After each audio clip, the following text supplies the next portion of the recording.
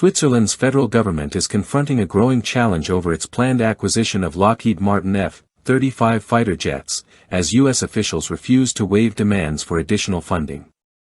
The escalating dispute has prompted Bern to explore alternative strategies, including potentially reducing the number of aircraft to keep costs manageable. For months, the Swiss Department of Defense, Civil Protection and Sport, DDPS, has been in discussions with Washington regarding the purchase.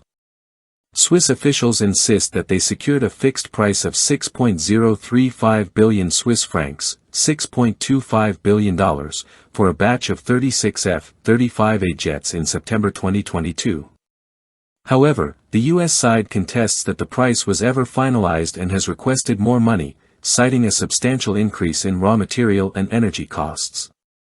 Swiss authorities warn that these additional demands could push the overall price up by as much as 1.3 billion Swiss francs, $1.6 billion, a significant overrun for a country renowned for its fiscal prudence. The federal government confirmed that earlier negotiations during the summer made it clear that Washington is unwilling to alter its stance. DDPS Minister Martin Pfister even raised the issue directly in a conversation with U.S. Defense Secretary Pete Hegseth, but no compromise was achieved. Despite the impasse, Switzerland remains committed to the F-35A program. The DDPS has been tasked with intensifying its review of all possible options, with a comprehensive set of recommendations expected by November. A dedicated working group led by Major General Christian Opliger, the incoming commander of the Swiss Air Force, has been assigned to critically evaluate previous assumptions and reassess the country's air defense needs, taking into account both security concerns and financial limitations. Pfister has publicly outlined potential solutions to mitigate the cost increase. One option is to scale back the number of jets ordered, which would lower the total expenditure but could impact operational capabilities. Another possibility is to negotiate offset agreements with Lockheed Martin, where the company could provide additional benefits or investments to Switzerland in exchange for paying a higher unit price. We must explore every avenue to manage the additional costs responsibly, Pfister stated. Adding further weight to Switzerland's position, the DDPS released legal assessments from both Swiss firm Hamburger and US-based Arnold & Porter. Both opinions support the view that the F-35 purchase contract is fixed price.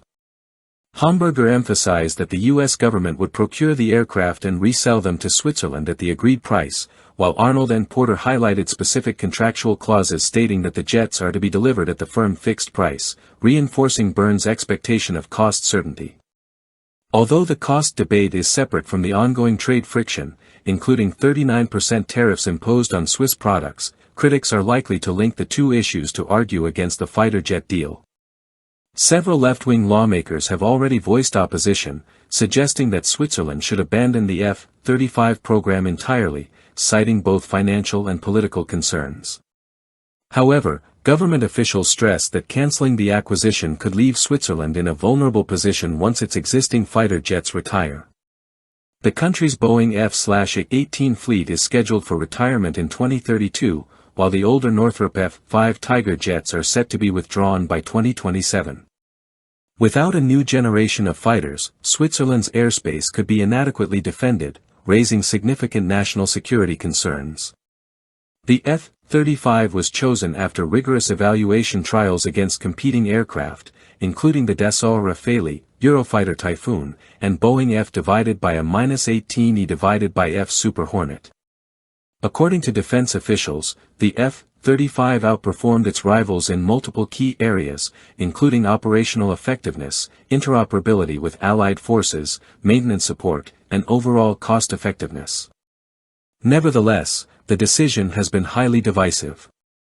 A national referendum in 2020 narrowly approved the purchase of new fighters, with just 50.1% of voters in favor. Subsequent campaigns to block the F-35 deal did not garner enough signatures to trigger another vote, leaving the path clear for procurement, albeit under ongoing public scrutiny. The situation has also raised broader questions about Switzerland's defense procurement strategy and its ability to navigate international contracts. Swiss officials emphasize that their goal is to ensure both financial accountability and military readiness. Major General Opliger's team is expected to review whether initial projections and equipment objectives remain realistic in light of current budget pressures and geopolitical uncertainties. The analysis will likely consider a range of scenarios, including scaling down the fleet, extending service life for existing jets, or exploring other contractual mechanisms to offset rising costs. While the dispute over price dominates the current narrative, the F-35 program itself represents a significant technological leap for Switzerland's Air Force. The jet's stealth capabilities, advanced sensors, and network systems are expected to transform the nation's ability to detect and respond to threats in increasingly complex airspace.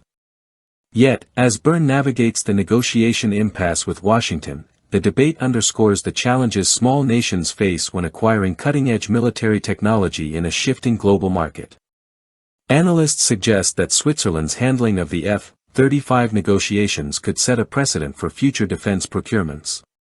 The legal interpretations of fixed-price contracts, combined with offset negotiations and careful fiscal oversight, may serve as a model for other countries seeking advanced fighter jets while managing tight budgets. At the same time, public sentiment remains a key factor, as Swiss citizens have historically exercised direct influence over defense spending through referenda and civic campaigns. In summary, Switzerland is at a critical juncture regarding its F-35 acquisition. The government is carefully weighing financial, operational, and political considerations as it seeks a solution that preserves air defense capabilities without overburdening the national budget. Whether the solution will involve reducing the number of jets, securing offset agreements, or reaffirming the original contract terms remains to be seen.